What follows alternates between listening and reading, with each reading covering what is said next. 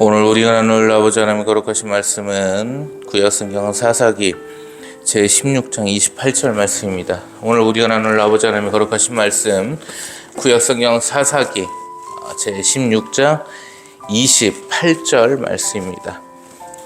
구약성경 391면에 위치해 있습니다. 제가 대신 봉독하여 올립니다. 삼손이 여호와께 부르짖어 이르되 주 여호와여 구하옵나니 나를 생각하옵소서. 하나님이여 구하옵나니 이번만 나를 강하게 하사 나의 두 눈을 뺀 블레셋 사람에게 원수를 단번에 갚게 하옵소서 하고 아멘. 아버지 감사합니다. 아버지의 크신 은혜 가운데 영광 가운데 이 주일도 아버지의 말씀을 나누나이다. 이 시간 드려지는 예배가 아버지 앞에 온전히 상달될 수 있도록 역사하시어 주시옵고 나눠지는 말씀 가운데 은혜 위에 은혜를 강복 위에 강복을 내려주셔서 이 약한 세상을 살아갈 수 있는 힘으로 삼으시어 주시옵고 이 말씀을 붙들고 이 약한 세상을 승리케 하여 주시옵소서.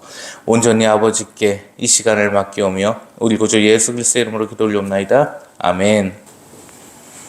네, 새로운 주일이 밝았습니다. 다사다난했던 2024년도 이제 거의 다 흘러가고 있죠. 벌써 10월 중순에 접어들었습니다. 몇 가지 이슈가 좀 있었습니다. 첫 번째는 작가 한강의 노벨 문학상 수상건인데요.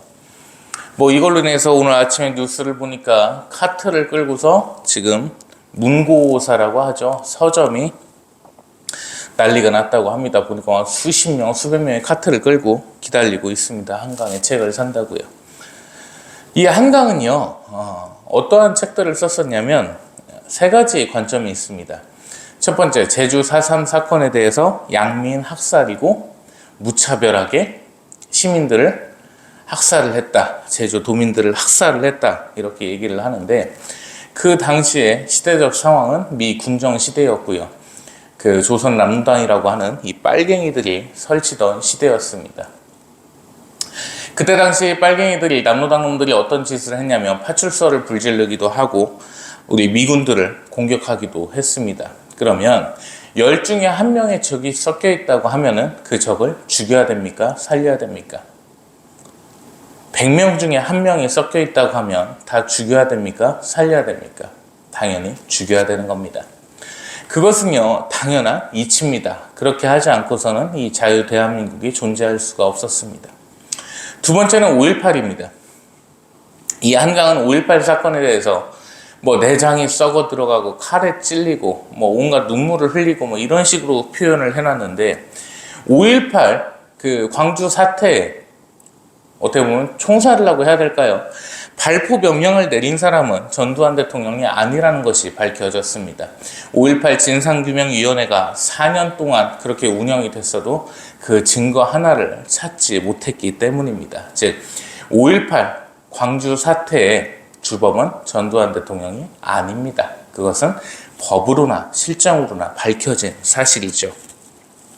가장 중요한 것은 이 한강이 했던 발언 중에 6.25 전쟁을 대각전이라고 표현을 했습니다. 뭐냐면 미국과 중국의 전쟁인데 이 한반도 땅에서 이루어졌다. 그래서 미국이 시나리오를 썼다. 이따위로 얘기를 했죠.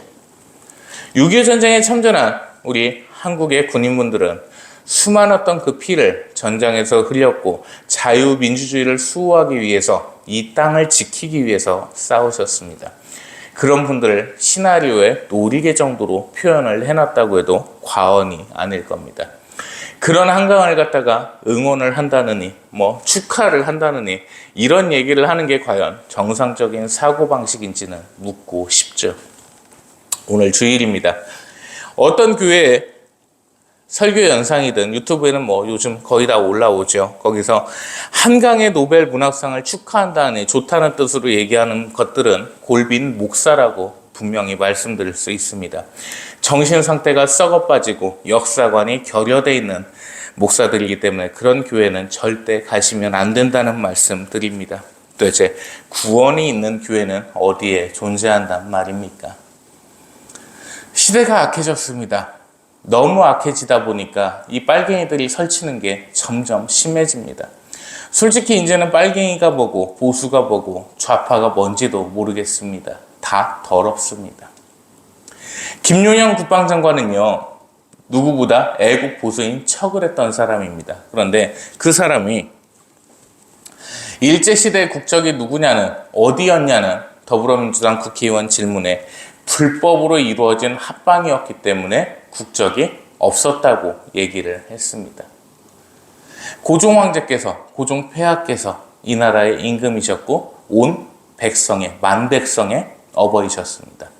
그런 분께서 합방을 하셨는데 그것을 불법이라고 할 수 있겠습니까?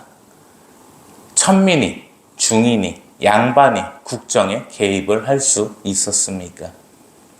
그러한 역사관조차도 갖지 않은 사람이 무슨 국방부 장관의 자질이 있다는 말입니까?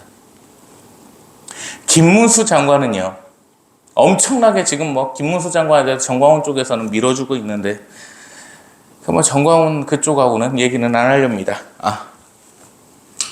일제시대 때 우리가 식민지였다고 얘기를 하는데 어떠한 식민지를 그렇게 발전을 시켜준단 말입니까?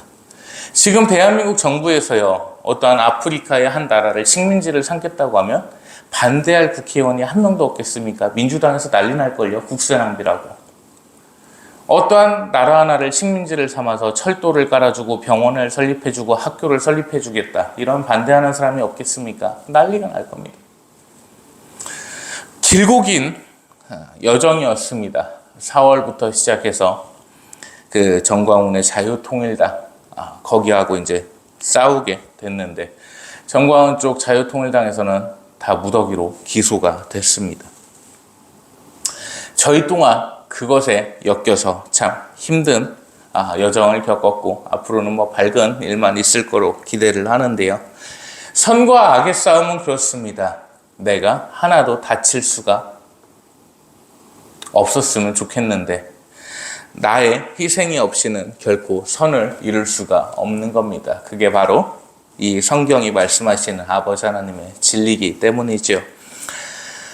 시끌시끌한 세상에서 살고 있습니다. 좌우도 어떠한 차이점이 없는 것 같고, 이념 정치는 이미 사라져서 이득 정치만 남은 것 같고, 무엇이 선이고 무엇이 악인지 구별조차 안 되는 시대에 살고 있습니다. 문재인의 딸 문다혜가 음주운전을 해서 그 난리를 피는 와중에 그 문재인을 좋아하고 따른다는 흔히 대깨문들은 이러한 댓글을 달기 시작했습니다. 내가 본 음주운전 중에 가장 착한 음주운전이다. 첫 번째는 이재명 대표의 음주운전이요, 두 번째는 문다혜의 음주운전이다. 그리고 이러한 댓글도 달립니다. 이 검찰 공화국의 힘든 시기에, 부모가 공격을 받는 시기에 애엄마가 얼마나 힘들었으면 술을 마시고 음주운전을 했겠느냐. 이것은 수사조차 개시하지 않아야 된다. 얼마나 고통스럽고 찢어지는 가슴을 안고서 술을 마셨겠느냐. 그 정도 음주운전으로 이렇게 마녀사냥을 하지는 말자. 이러한 댓글들이 달렸습니다. 만약에 윤석열 대통령의 그 행복이라고 하죠, 그 얼마 전에 입양했던 그 강아지가 음주운전을 해도 그렇게 얘기를 할까요? 말도 안 되는 얘기 같죠. 말도 안 되는 얘기를 하고 있는 겁니다. 그러한 시대에 살고 있습니다. 명태균이라는 자는 또 나서가지고 자신이 대통령을 만들었다느니 오세훈을 만나자마자 시장을 하려고 그러냐 대통령을 하려고 그러냐 물어봤다고 하지를 않나. 이러한 시대에 살고 있는 겁니다. 대통령실에서는 국민적 의혹의 해소대로 명태균을 고발하시기 바랍니다. 그것이 맞는 겁니다. 지지율이 10%, 20% 물론 중요하지 않다고는 하지만 너무 혼란스러운 시대에 살고 있습니다. 분명 대통령께서도 바른 정책으로 생각을 하셔야 될 겁니다. 이대로 가서는 안 됩니다. 희망도 없고 꿈도 없는 나라입니다. 좌우의 이념은 떠나가고 자신의 생각만을 고집하고 있고, 국민을 위해서 일하라고 뽑아놓은 국회의원 300명은 청문회를 열고 국정감사를 열어서 지들끼리 장난치기에 복수하기에 싸우기 바쁩니다.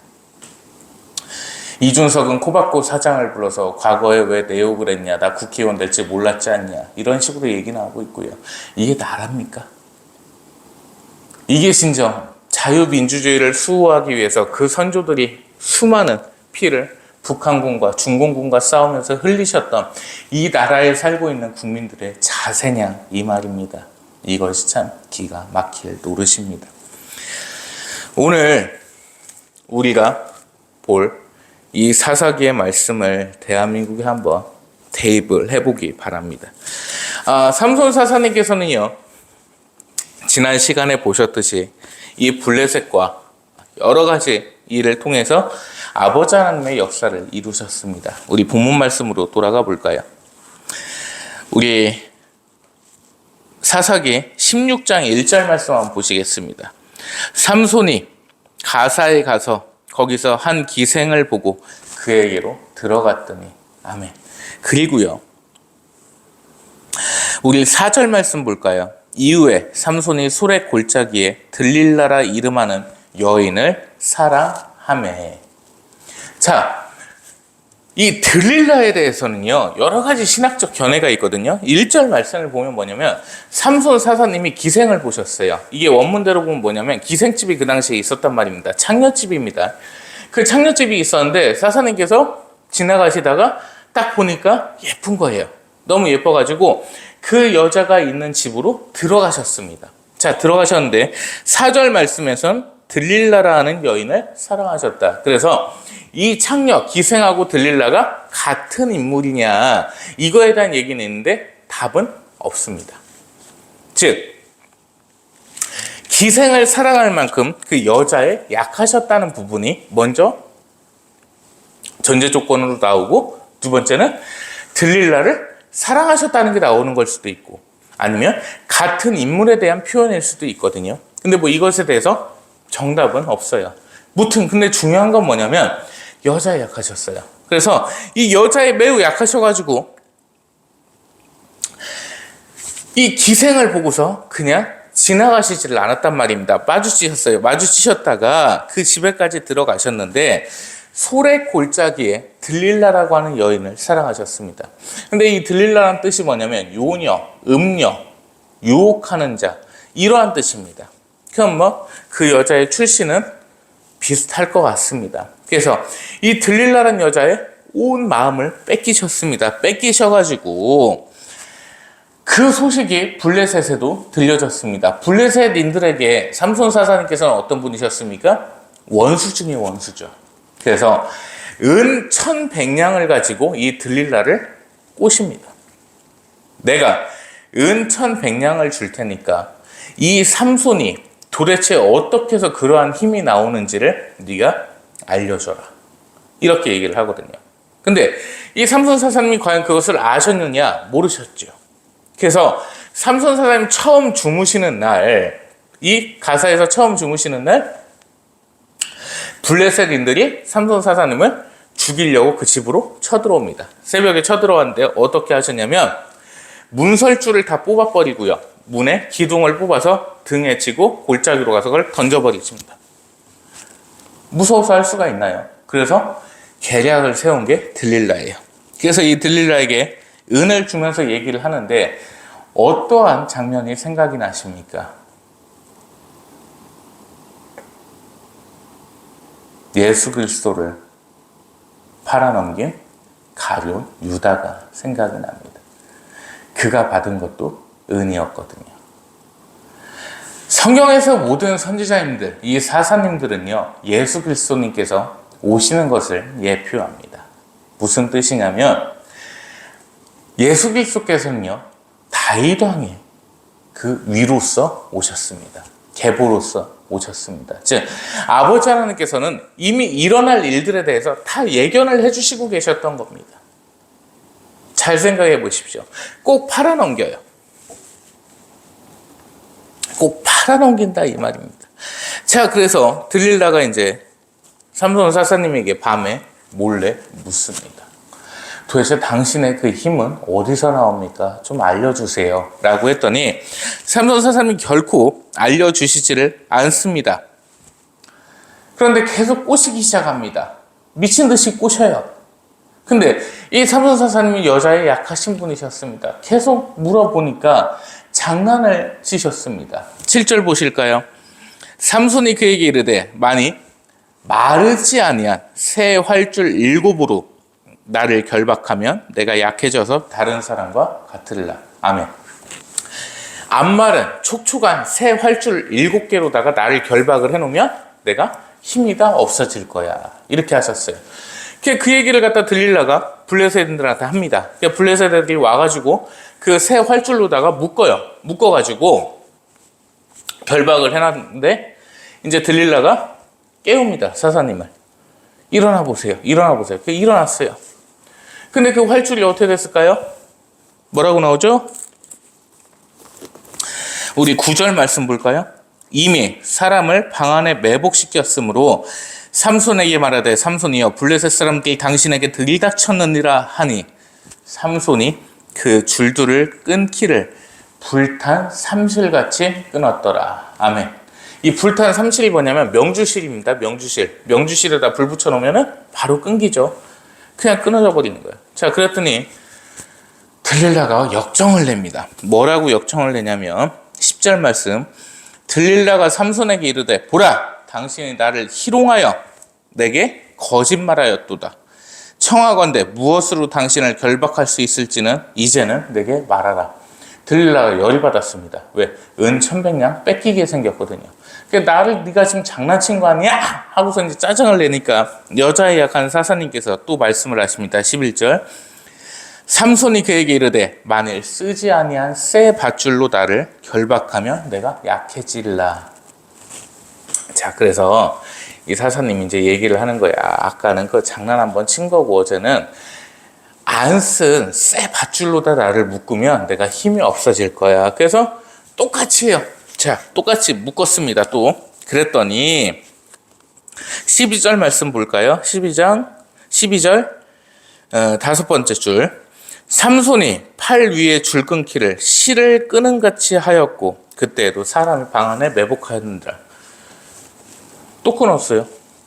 그냥 실 끊듯이 쭉 끊어버립니다. 자, 그랬더니 이제 들릴라가 막 뿔이 났습니다. 환장하겠습니다. 열이 받아요. 그래갖고 계속 막 이제 또 괴롭히기 시작합니다. 그랬더니 참 이 삼손 사사님도 대단하십니다. 13절 말씀 보실까요? 삼손이 그에게 이르되 그대가 만일 나의 머리털 7가닥을 배틀의 날실에 섞어서 짜면 되리라 하는지라. 내 머리카락을 갖다 엮어 놓으면은 내가 힘이 없을 거야 라고 이제 말씀을 하십니다.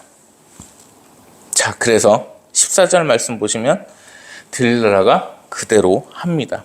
그대로 했는데요.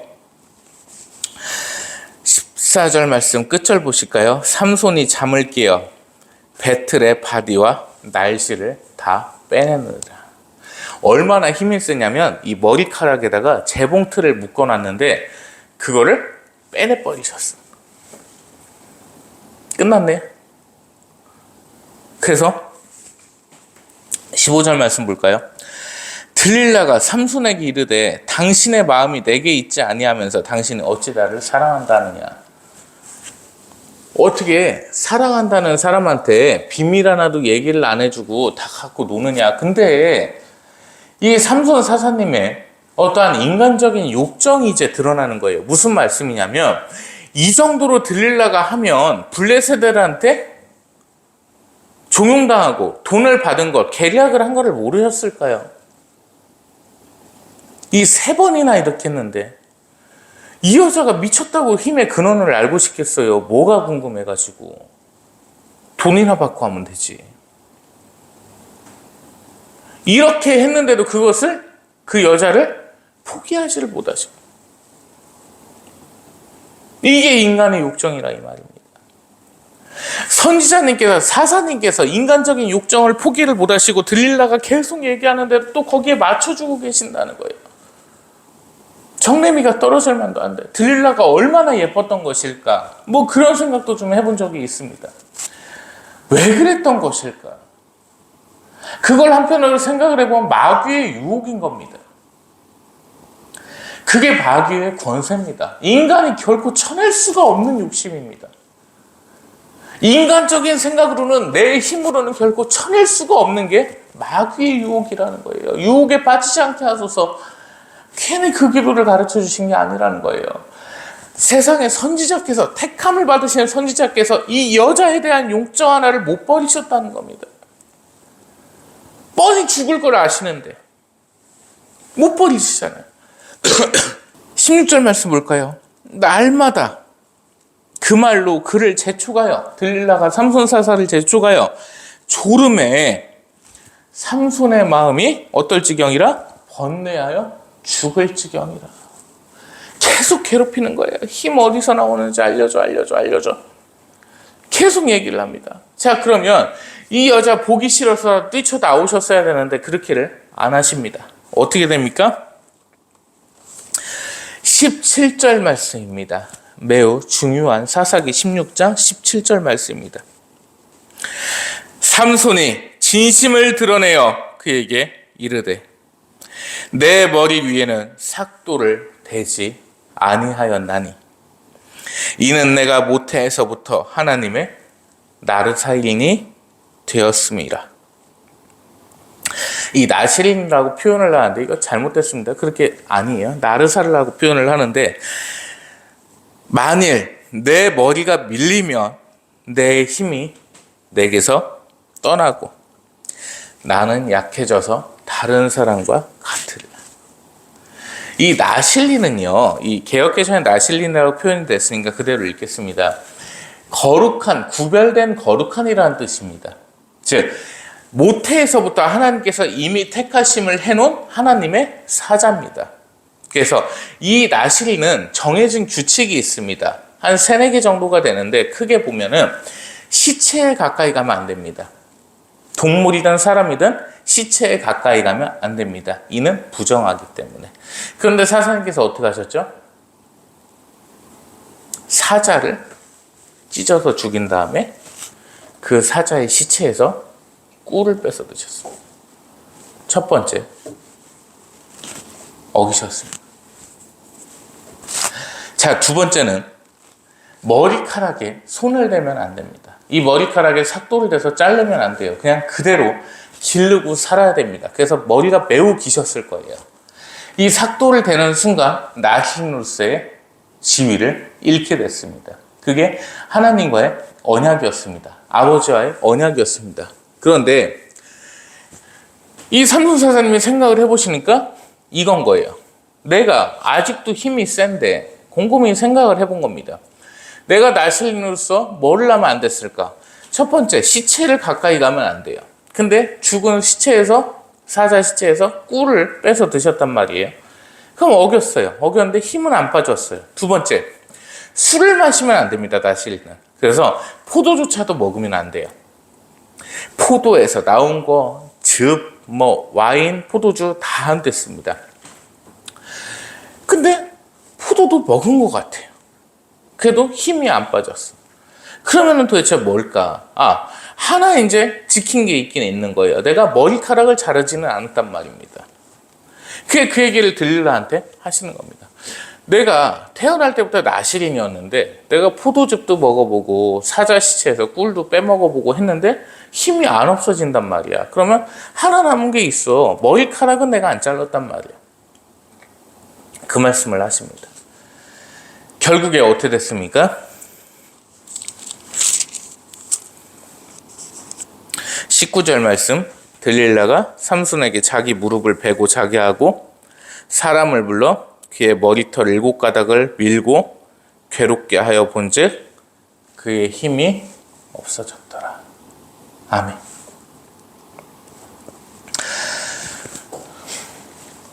나시린으로서 하셔서는 안 될 일 3가지를 다 해버리셨습니다. 힘이 없어졌습니다. 머리카락이 다 밀렸습니다. 자, 그래서 이 블레셋인들은 삼손 사사를 결박을 합니다. 이 삼손 사사께서는 힘을 써서 그 결박을 푸시려고 하시는데 본문 말씀에 나오죠. 20절 말씀입니다. 여호와께서 이미 자기를 떠나신 줄을 깨닫지 못하더라. 아멘. 하나님께서 떠나셨습니다. 하나님의 편에서 떠난 겁니다.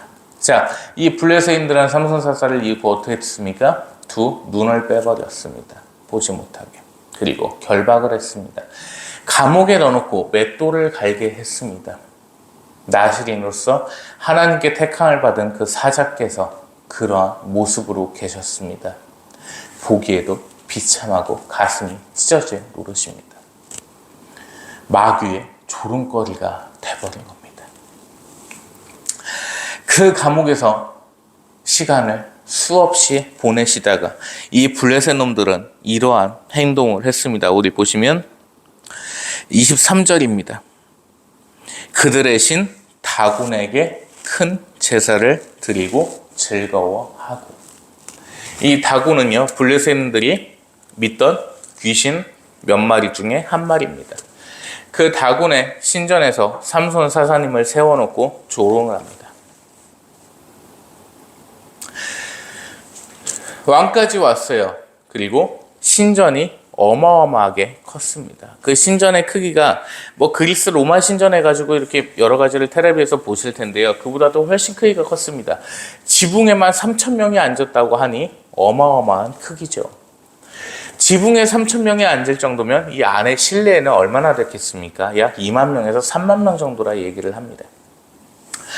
그 3만 명이 넘는 인원들이 다 보는 데서 사사님께서 조롱을 당하시고 계신 겁니다. 그러다가 말씀하십니다. 그 삼손 사사님을 데리고 왔던 병졸들에게 말씀을 하시는 거예요. 내가 눈이 없어서 보이지를 않으니 내가 기둥을 좀 잡게 좀 해다오. 그 병졸들이 기둥을 이렇게 잡게 해줍니다. 근데요, 한 가지 놀라운 사실이 생겼습니다. 삼손 사사님의 없어졌던, 다 밀렸던 머리카락이 다시 그 사이에 자랐습니다. 우리가 알다시피 머리카락은 매우 빨리 자랍니다. 그래서 이 사사님께서 그 상황에서 아버지 하나님께 고하십니다. 뭐라고 기도를 하십니까? 그것이 바로 오늘 28절 말씀입니다. 다시 한번 볼까요? 삼손이 아버지께 부르짖어 이르되 아버지여 구하옵나니 저를 생각하시어 주시옵소서. 하나님이시여 내 아버지시여 이번만 나를 강하게 하셔서 나의 두 눈을 뺀 저 블레셋 자들에게 원수를 갚게 하여 주시옵소서. 이것이 역사적인 삼손 사사님의 회개였습니다. 두 눈이 빠지고요. 온갖 모욕 속에서 일어난 회개였습니다. 이 회개 회심이 얼마나 어려운지 아시겠습니까? 여자의 그 욕정을 이기지 못하고 결국에는 이러한 모습이 되셔서 회심을 하셨다는 것, 어떻게 보면 우리에게 본이 되는 모습입니다.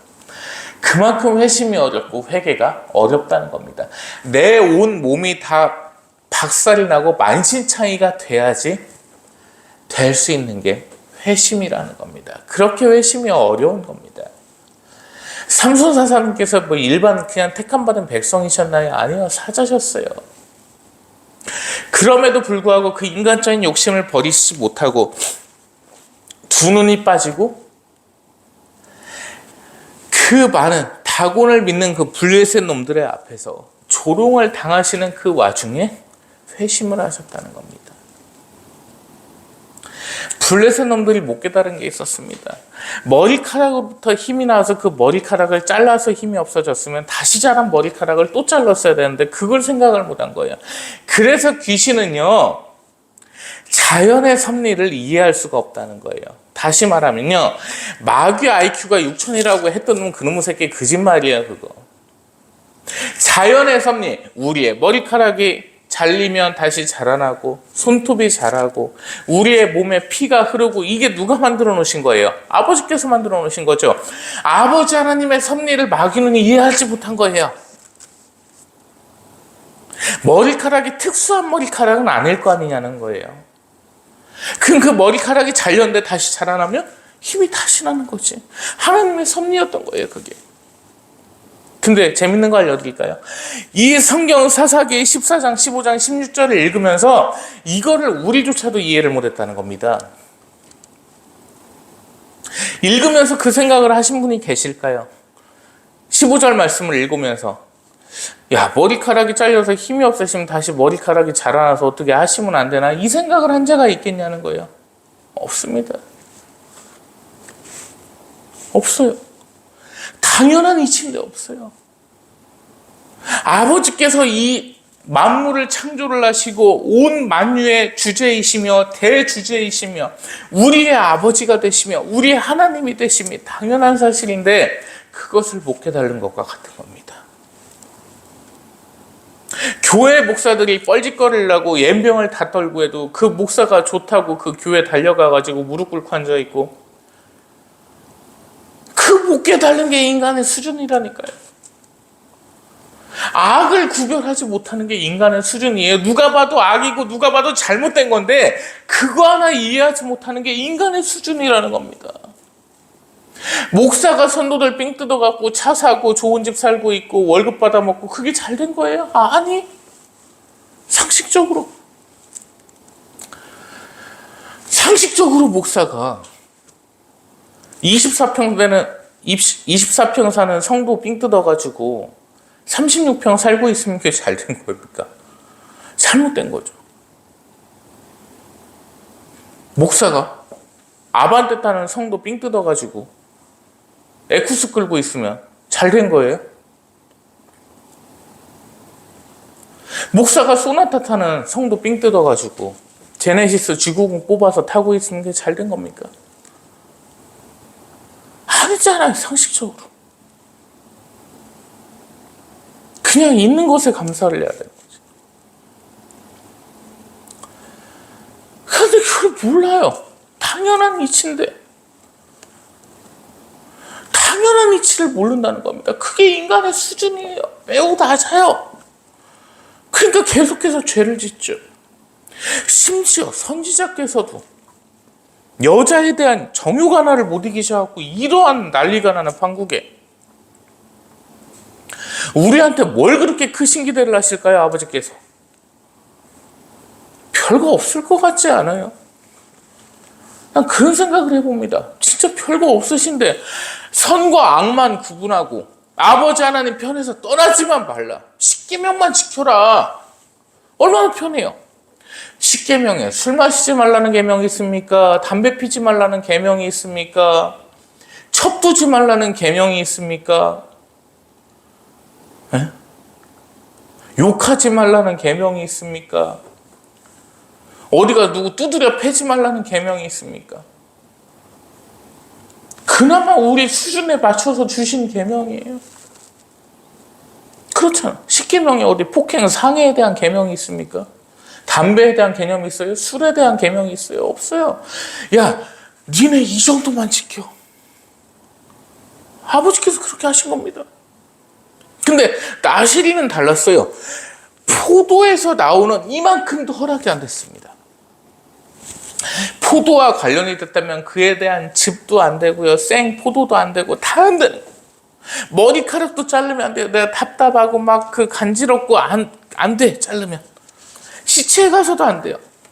내 부모가 돌아가셨어도 내 부모의 시신을 안아서도 안 됩니다. 그게 나시린이었습니다. 장례지도사는 못했겠네. 그런데 그러한 나시린 수준의 계명이 아니에요. 10계명은 매우 쉬워요. 그거 어렵다고 하면 안 되지. 무튼 이 회심을 하시고서 두 기둥을 붙잡으십니다. 30절 말씀 보실까요? 삼손사사께서 이르되 블레셋 사람과 함께 죽기를 원하노라 하고 아멘. 힘을 다하고 몸을 굽히매 그 집이 무너져 그 안에 있는 모든 방백들과 온 백성에게 덮이니 삼손이 죽을 때 죽은 자가 살았을 때 죽인 자보다 더욱 많았더라. 아멘. 삼손사서를 조롱하던 자들은요, 하나님을 조롱하던 자들입니다. 하나님의 반대편에 서 있던 자들입니다. 이들이 몰랐을까요? 20년 동안 사사로서 이스라엘을 다스리셨는데 어마어마한 힘을 갖고 문설주를 뽑아서 골짜기에서 던져버릴 만큼 그 힘이 과연 사람의 힘이라고 생각했을까요? 아니요. 아버지 하나님의 힘인지 알았습니다. 아버지 하나님의 사사도 별거 없구나 하고 조롱을 하고 있었던 겁니다. 이 3만 마리의 마귀 새끼들이요. 사사님께서 회심하시고 말씀하십니다. 아버지, 내가 이 자리에서 죽겠습니다. 다만 저 악한 놈들을 함께 죽게 하여 주옵소서. 아버지께서 마지막 한 번만 제게 힘을 허락하셔 주옵소서. 이때 아버지께서 말씀하십니다. 너의 머리카락이 다시 자라지 아니하였느냐? 내가 회심하였으니 이제 나도 너와 함께함이라. 그리고 그 신전은 무너져 버렸습니다. 3만 마리가 다 죽어버렸습니다. 이거를 가지고요. 1949년에 미국에서 영화를 만들어냈습니다. 삼손과 들릴라, 그 유명한 영화입니다. 그 미친놈이, 그 감독이 뭐라고 표현을 해놨냐면, 그 시나리오를 어떻게 짜놨냐면, 들릴라가 여기에 있었다는 거예요. 그래갖고 삼손 사사께서 들릴라를 아직도 사랑하셔갖고, 들릴라 너 나가, 너 여기 있으면 죽어, 이렇게 대사를 하는 장면이 나옵니다. 말이 됩니까? 성경에 없는 걸 갖고 꺼내는 게 지금의 시대라는 거예요. 저 그런 얘기도 들었어요. 교회 목사들 그 월급 잔뜩 받아먹는 거 갖고 지탄을 냈더니 레위지파 얘기를 하더라고요. 레위지파는 하나님을 찬양만 하는 게 성무였고 그들에게 돈도 갖다 주고 먹을 것도 갖다 주고 그랬다. 레위지파는 그렇게 인원수가 많지 않았는데, 그리고 거룩했는데 말입니다. 이게 오늘날의 한국의 수준이라. 이렇게는 살아야 되지 않겠습니까? 내 멋대로 다 살고 내 욕심대로 살고 계명을 다 어기고 살지라도 죽을 때만큼은 아버지께 영광 돌려야 되지 않겠냐는 거예요. 이 성경에서 악인과 선인을 구분하는 방법이 하나 있습니다. 선인은요, 꼭 선조의 문중산에 묻힙니다. 악인은요, 꼭 길거리에 버려지는 게 대다수입니다. 차이점 아시나요? 악인이 죽었는데 그의 조상의 묘에 묻혔더라, 그의 아버지의 곁에 묻혔더라, 이런 말씀 없어요. 걔 누구예요? 사울이 어떻게 됐습니까? 지 아들내미하고 자살했죠. 길바닥에 버려져가지고 태웠어요. 근데 우리 삼손 사사님께서 어떻게 되셨습니까? 우리 31절 볼까요? 그의 형제와 아버지의 온 집이 다 내려가서 그의 시체를 가지고 올라가서 소라와 에스디올 사이 그의 아버지 마노아의 창지에 장사하니 삼손이 이스라엘의 사사로 20년 동안 지냈더라. 아멘. 근데 여기 말씀해 보시면 이상한 말씀이 있어요. 31절 다시 보실래요? 그의 형제와 아버지의 온 집이 다 내려가서, 근데 아버지 마노아의 장지에 장사를 하였답니다. 부인이 안 계셨습니다. 부인이 없으셨어요. 그렇게 욕정 있고 여자를 좋아하셨는데 부인이 없었습니다. 이렇게 생각을 하시면 돼요. 그만큼 욕정이 어마어마하셨던 분인 겁니다. 여자에 쉽게 질리는 분이셨던 거예요. 나는 한 여자의 남자가 될 수 있는 운명이 아니라고 생각을 하셨던 겁니다. 그러니까 이 여자를 좀 만나서 살아볼까 하면은 별론 거예요. 그래갖고 또 다른 여자한테 마음이 가셨던 겁니다. 그렇게 사셨던 분. 그러나 이 삼손 사사님께 대해서는 성경에서 뭐라 표현을 하고 계십니까? 우리 30절 말씀 끝에 보실까요? 삼손이 죽을 때에 죽인 자가 살았을 때에 죽인 자보다 더욱 많았더라. 강조합니다. 31절 끝에 말씀이 20년 동안 사사로 통치하셨다는 게 성경에 엄청 많이 나오거든요. 근데 계속 강조를 해요. 그 이유가 뭐예요? 15절에서도 15장에서도 강조를 하는데 그 이유가 뭡니까? 아버지 하나님의 사자셨다는 겁니다. 끝내는 회심을 하고 하나님의 편에 서 계셨다는 거예요. 삼손이 이스라엘의 사사로 20년 동안 지냈더라. 아멘. 이 삼손 사사께서 살아계실 때는 나귀의 턱뼈로 1000명을 죽이셨습니다. 블레셋 놈들을. 그런데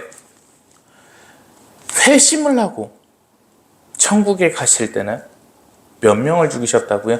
3만 마리가 넘게를 죽이셨습니다. 이렇게는 살아야죠. 정 안 되면 죽을 때라도 회심이라도 해야죠. 그게 하나님의 백성이 할 일인 겁니다.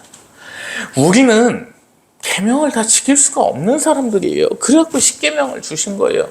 우리 보고 나실인 행동하라고 하신 적이 있습니까? 아니요. 없어요.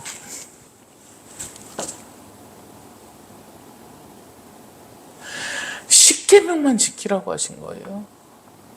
근데 너는 내 하나님 여호와의 거룩하신 이름을 망년대에 일컫지 말고라고 명령을 하셨거든요. 그건 십계명인데 그 하나님 아버지의 거룩하신 존함을 앞에다 걸어놓고 돈벌이 수단으로 쓴다는 거예요. 지금도 광화문에서 보면 한두 마리입니까? 하나님 아버지 걸어놓고서 돈 벌고 있고 애국보수 하는데 몇 명이나 진심이 있을까요? 애국보수가 뭐냐고 물어보고 싶습니다. 제가 살면서 느낀 애국보수는 몇 분 안 돼요. 우리 신하프로님, 지로님 이 영상도 올라가면 보실 텐데 전 진짜 그분들이 애국보수라고 생각을 하거든요. 일본을 반일을 하면 애국보수가 될 수가 없어요. 왜? 이 나라를 갖다가 발전시켜주고 살려준 게 일본인데 일본 아니었으면 지금 오다 보니까요.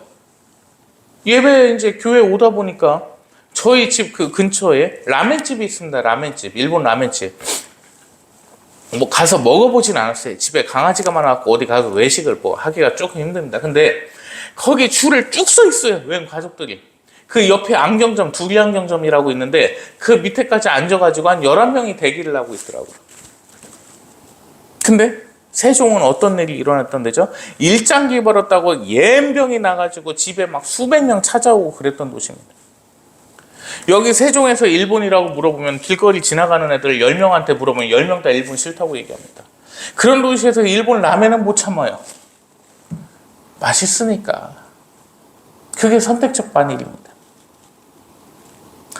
세종에는 문구점 가가지고 제일 잘 팔리는 볼펜이 뭐냐? 제토스트림. 그게 현실입니다.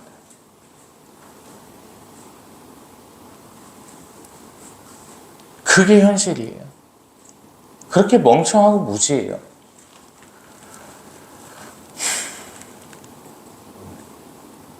정의가 어디 있고 보수가 어디 있고 진보가 어디 있습니까? 미래 없는 이 나라에서. 국제일보 쇼츠를 가지고 그 얘기도 하대요. 윤석열 대통령 왜 욕하냐고. 저는 윤 대통령 욕한 적 없습니다. 김건희 여사 욕한 적도 없어요. 올바른 나라를 기대를 하는 겁니다. 교회요. 구원받을 수 있는 교회 있습니까 지금? 있나요?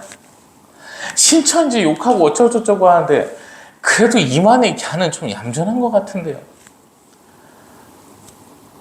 어차피 다 이단들인데 누구를 이단이라고 하고 사이비라고 하죠. 또 이런 얘기하면요. 이 한국 놈들 수준 낮은 놈들 많아갖고 저보고 그럴 거예요. 신천지 편든다고 신천지라고. 신천지 놈들하고 싸운 사람 한 명이라도 있나요? 신천지 놈들 업장 다 박살내가지고 벌금 받아본 사람이 있어요. 그런 시대에 살고 있습니다. 반성들하고 회개들 하십시오. 때는 가까웠습니다. 이제 예수님 문 앞에 계십니다. 그냥 문 열고 들어오시면 끝나요. 그러기 전에 회개의 기회를 주시잖아요, 지금. 우리한테 주신 이 말씀 대입하라고 그랬죠, 오늘. 이 삼손 사사님의 일대기를 보시라 이 말입니다. 마지막에 돌아가실 때 회심하셨어요. 이렇게라도 살으라 이 말입니다. 이미 때는 가까웠고 주님께서 문 앞에 계신데 아직도 이렇게 살고 있을 거냐는 거예요. 인제라도 회심하기 바랍니다. 오늘 이 사사기 15장 16장 말씀 다음 주일까지 꼭 한번 읽으시기 바랍니다. 그리고 내 마음에 심으시기 바랍니다. 그래서 아버지 하나님의 거룩하신 뜻을 내 마음에 새기는 귀한 한 주 되기를 축원합니다. 기도합니다. 하나님 감사합니다. 하나님의 거룩하신 은혜 가운데 사랑 가운데 이 시간도 영광과 감사를 올리나이다. 이 한 주 악한 세상을 살아가며 승리하게 하여 주시옵소서. 오로지 아버지 하나님의 말씀을 붙잡고 아버지 하나님 편에 서서 악한 마귀의 권세를 저주하며 사탄의 권능을 저주하며 오로지 올바른 마음으로서 아버지의 편에서 영광을 돌리며 하루하루 윤택한 삶으로 이끄시어 주시옵소서. 아버지께 영광과 감사를 올리며 우리 구주 예수 그리스도의 이름으로 기도 올리옵나이다. 아멘. 이제는 우리 구주 예수 그리스도의 무한하시고도 무한하신 은혜와 아버지 하나님의 극진하시며 지극하신 사랑하심과 성령 하나님의 내주교통 감화감동 인도 역사하심, 이 시간 하나님 앞에 무릎 꿇고 오직 아버지께 영광 돌리길 원하는, 하나님 앞에 올바른 삶을 살아가기 원하는 귀한 백성들 머리 위에 이제로부터 영원 무궁토록 항상 함께 계실지어다. 아멘.